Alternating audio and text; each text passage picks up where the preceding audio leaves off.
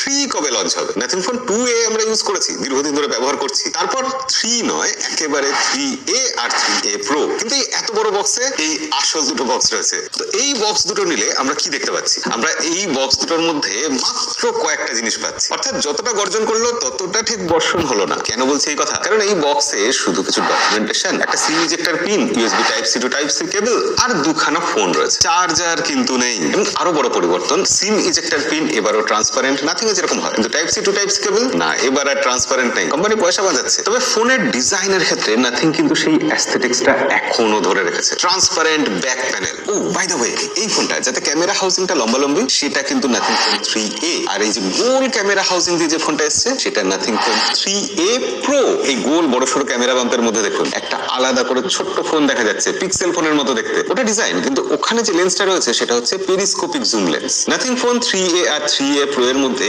এটাই কিন্তু সবথেকে বড় তফাৎ। By the way, Nothing phone 3A যেটা প্রো নয়, তাতে কিন্তু পেরিস্কোপিক জুম লেন্স নেই, এখানে রয়েছে টেলিফটো জুম লেন্স। ইনফ্যাক্ট আর সেরকম কোনো তফাৎই নেই। এবার দুটো ফোনের ডিসপ্লের ব্যাপারে বলি। 6.77 ইঞ্চি দুটো